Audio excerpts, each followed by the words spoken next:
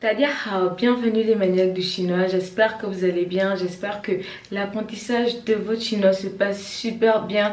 Comme vous l'avez vu dans le titre de cette vidéo, aujourd'hui nous allons parler des conseils avant de partir ou pour un voyage en Chine. Déjà, je suis désolée, j'ai pas publié pendant tout un mois, j'étais vraiment occupée, c'était les vacances, je voulais m'amuser avant que les cours ne reprennent. Et donc, nous revenons avec cette première vidéo sur des conseils pour venir en Chine, pour un premier voyage en Chine. Pourquoi cette vidéo? Tout simplement parce que il y a beaucoup de personnes qui viennent en Chine pour la rentrée, pour accompagner leurs enfants en Chine pour la rentrée, et certaines personnes qui viennent même en Chine toutes seules pour s'inscrire dans les universités. Et donc ce sont mes conseils selon aussi mon expérience que j'ai eue en Chine, que je vais vous donner ces conseils. Donc avant de commencer, n'oublie surtout pas de télécharger juste en bas dans la barre de description mon guide des 8 règles de grammaire que tu dois absolument connaître lorsque tu apprends le chinois. N'oublie pas aussi de t'abonner, de laisser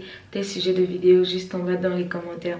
Donc le premier conseil que je vais vous donner, c'est à propos des billets d'avion. À quel moment acheter son billet d'avion? Et là, je trouve que selon mon expérience, le meilleur moment pour acheter vos billets d'avion, c'est fin septembre, début octobre ou encore début avril, mars.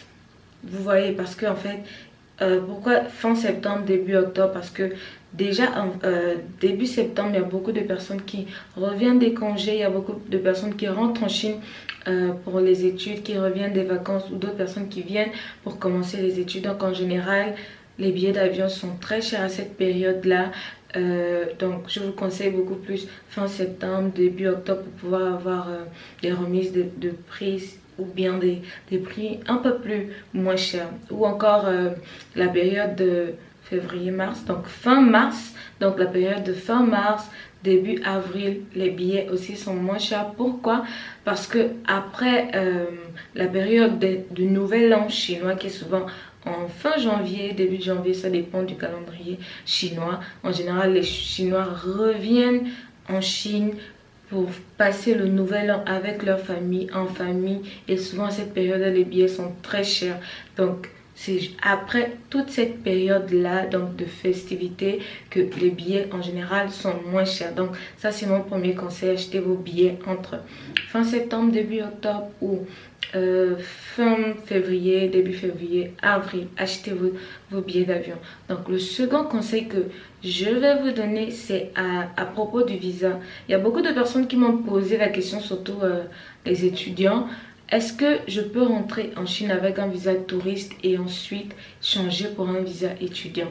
Ou est-ce que je peux rentrer en Chine avec un visa commerçant, et ensuite changer pour un visa étudiant? Oui, c'est totalement possible de le faire. C'est possible de rentrer avec un visa touriste, un visa commerçant, et de changer pour un visa étudiant.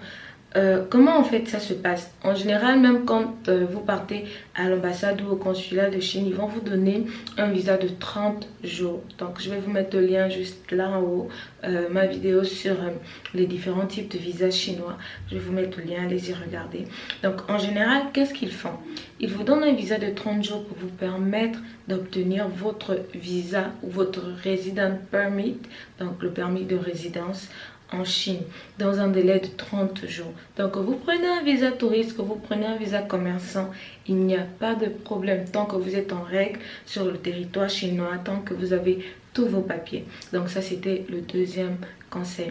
Et donc le troisième conseil va beaucoup plus vers les hôtels. Les hôtels, pour les personnes lorsqu'ils viennent en Chine, qui ne vont pas directement aller dans leur maison, les maisons qu'ils auront louées dans leur Airbnb, ou encore chez des amis directement, qui vont vouloir se loger à l'hôtel. Vous allez être obligé en fait de réserver votre chambre d'hôtel.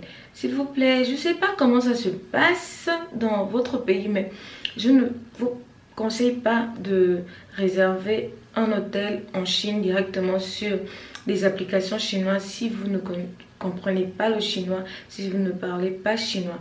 Vous pouvez aller sur Ctrip ou sur Liligo pour faire des réservations pour vos hôtels.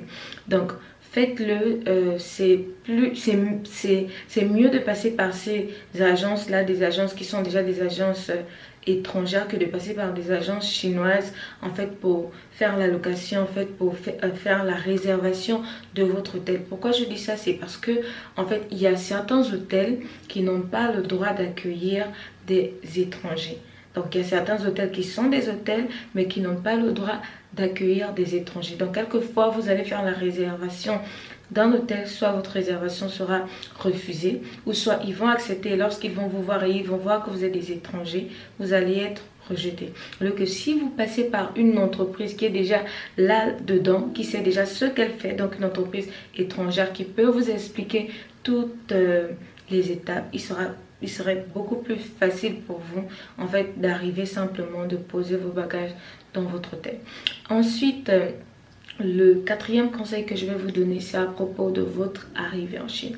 S'il vous plaît, si c'est la première fois que vous arrivez en Chine, que vous ne parlez pas chinois, vous ne parlez pas anglais, s'il vous plaît, ayez un traducteur. Ayez quelqu'un qui va vous aider à vous déplacer. Parce que si vous venez comme ça et que vous ne savez pas comment faire, vous allez vous perdre et les Chinois vont prendre votre argent. Ayez un traducteur.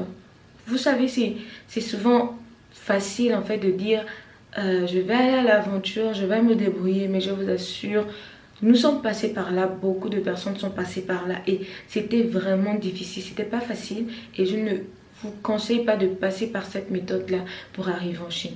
Ayez un traducteur, payez quelqu'un si possible, demandez à des amis si c'est possible de venir, qu'ils viennent vous chercher à l'aéroport. Parce que en général, le transport par exemple de l'aéroport de Shanghai, rien que pour sortir de l'aéroport, va vous prendre 30 minutes. Donc c'est très loin, c'est très difficile. Et même là, pour sortir de l'aéroport de Shanghai, c'est difficile.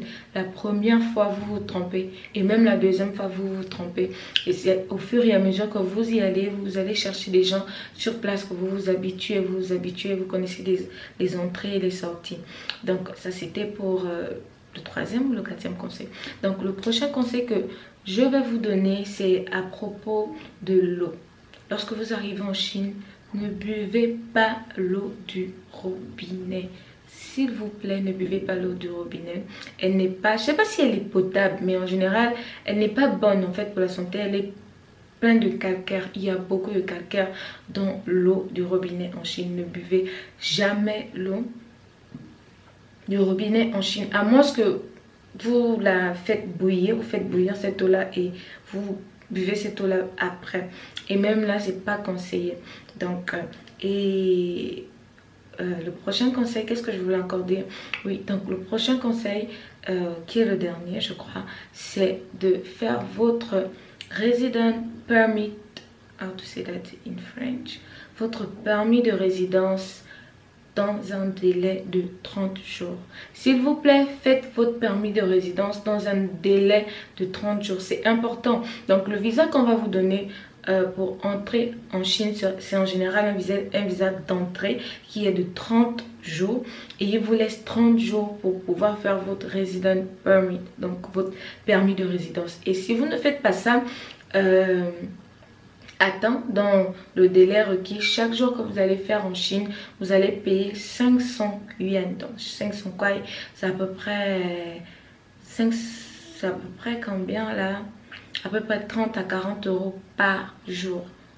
30 à 40 euros. 30 à 40 euros 100 euros à peu près, 100 dollars. Voilà, 100 dollars par jour. 100 dollars par jour. Vous ne voulez pas payer 100 dollars par jour parce que vous n'avez pas pu être à temps.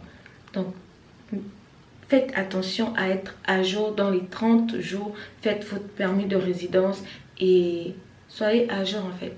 Donc, j'espère que ces conseils ont pu vous aider, qu'ils vont pouvoir vous aider. Si cette vidéo a pu vous aider, n'oubliez pas de la liker, de mettre aussi vos sujets de vidéo juste en bas dans les commentaires. N'oubliez pas de partager et on se dit à la prochaine vidéo. Bye bye, 再见。